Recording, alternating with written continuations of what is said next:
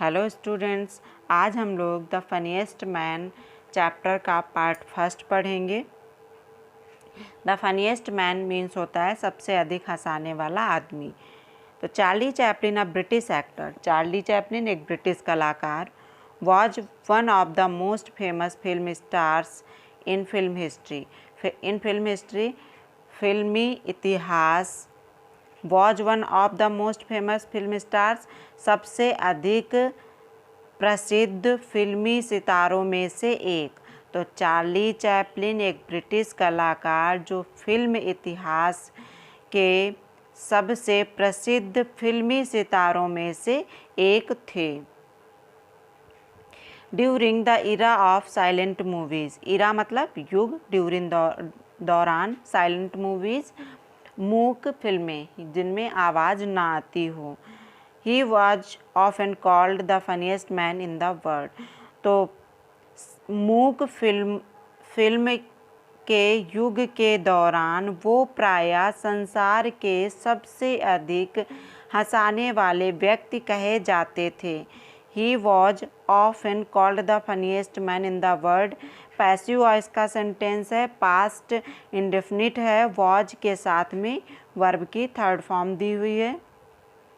He wrote and directed a number of films, उन्होंने road means लिखी, directed निर्देशन किया, अ नंबर ऑफ फिल्म्स बहुत सी फिल्मों का।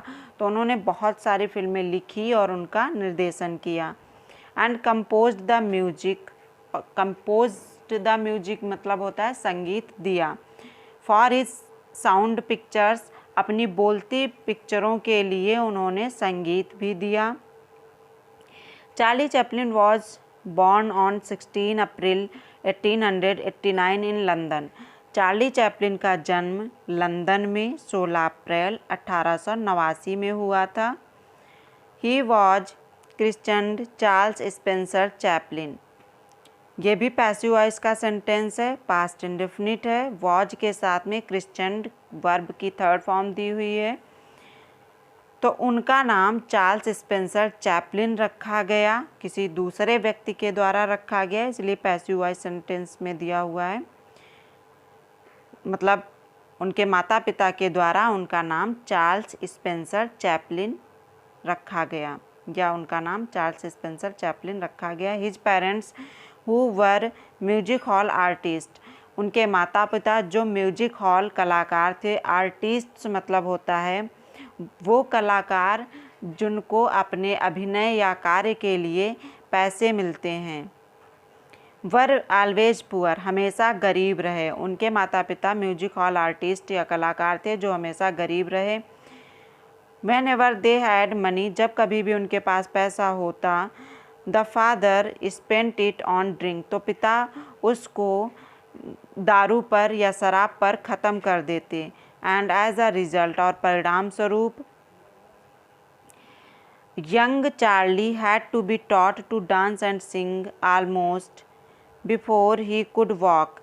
तो यंग चार्ली, छोटे चार्ली को had to be taught to dance and sing, नाचना और गाना सिखाना पड़ा। Almost before he could walk, लगभग वो चल सकते थे इससे पहले, अर्थात जब चार्ली केवल चल सकते थे उसके पहले ही उन्हें नाचना और गाना सिखाना पड़ा। Had to be taught to dance, ये भी सेंटेंस पैसिव वॉइस में है। जब हैड टू वर्ब वाले सेंटेंस को हम पैसिव वॉइस में चेंज करते हैं तो करते हैं had to be plus verb की third form.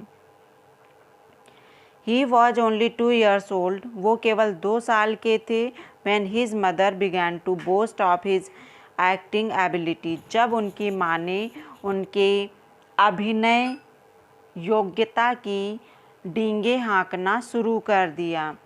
Boast of means होता है डींगे मारना, डींगे हाँकना, एबिलिटी क्षमता, योग्यता।